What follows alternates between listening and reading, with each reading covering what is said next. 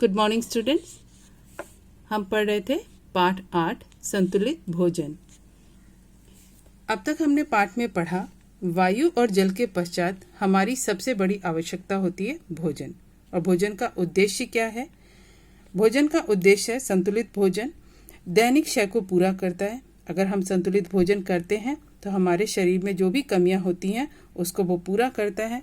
दूसरा उद्देश्य होता है कि इससे हमें शक्ति मिलती है। और तीसरा उद्देश्य है संतुलित भोजन करने से हमारी क्रियाएं जो है वो नियमित रहती हैं और शरीर उससे स्वस्थ बना रहता है। ठीक। और ये उद्देश्य भोजन में उपलब्ध अलग अलग तत्वों से पूरे होते हैं। ये हमने पढ़ लिया था। प्रोटीन, कैल्शियम और फास्फोरस। कार्बोहाइड्रेट में दो मुख्य रूप होते हैं, स्टार्च और शक्कर। अब हम पढ़ेंगे आज वसा या चर्बी। शक्ति और ताप का एक अन्य मुख्य स्रोत वसा या चर्बी है। वसा हमें दूध, मक्खन, घी, वनस्पति तेल, अंडे, बादाम आदि से प्राप्त होती है। अधिक मात्रा में वसा खाने से यह शरीर में एकत्र हो जाती है।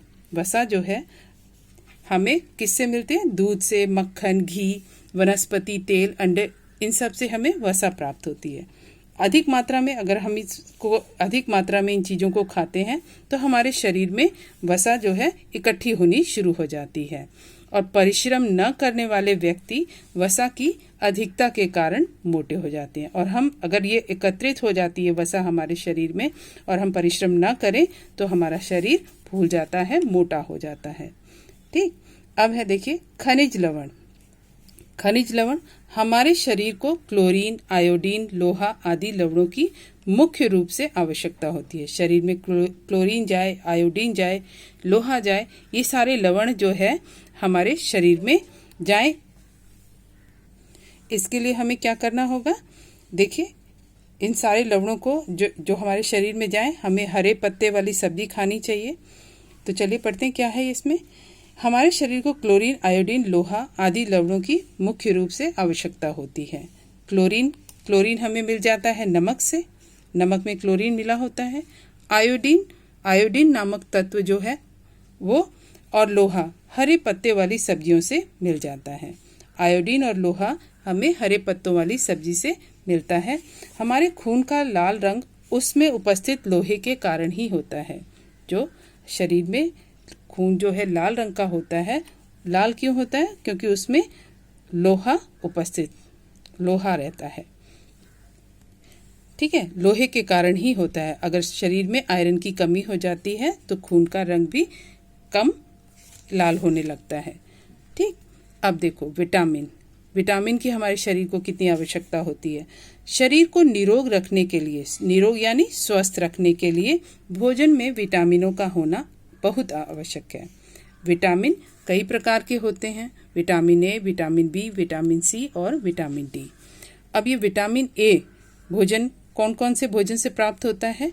दूध, मक्खन, फल, गाजर और हरी सब्जियों में पाया जाता है। ये विटामिन ए के अभाव, अब ये विटामिन ए अगर हमारे शरीर में कम हो जाए तो उससे क्या होता है? शरीर में आँखें कमज़ोर हो जाती हैं।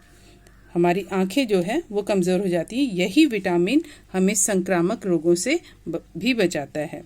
जो विटामिन ए अगर हमारे शरीर में है, विद्यमान है, तो ये हमें जो एक दूसरे को छूकर फैलने वाली बीमारियां होती हैं उनसे बचाता है।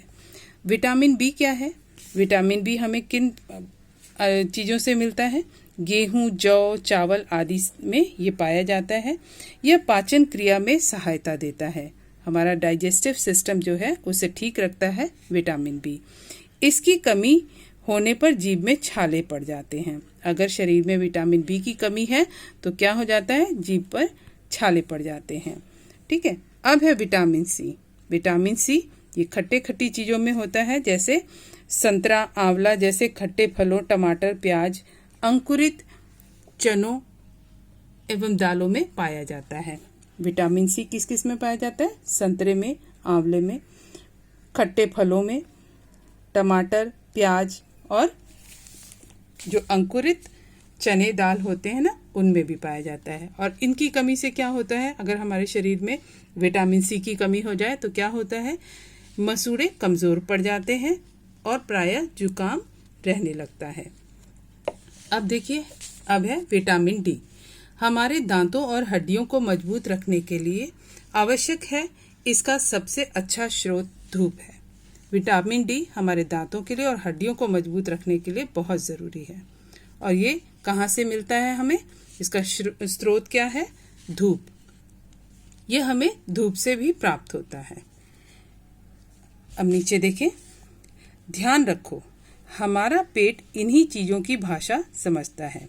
इन्हीं सब भोजन जो हम डेली दैनिक रूप से खाते पीते हैं उसी की भाषा समझता है, जबकि हमारी जीभ भिन्न भिन्न प्रकार के चटपटे व्यंजन चाहती है।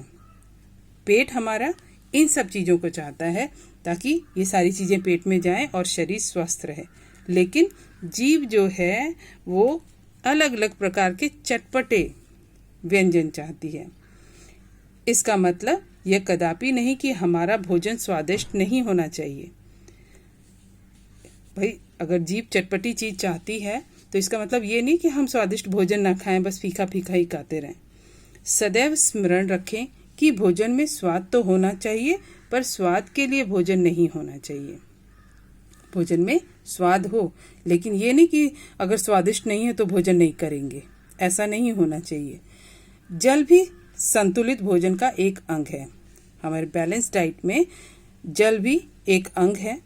दिन में 8 से 10 गिलास तक जल अवश्य पीना चाहिए।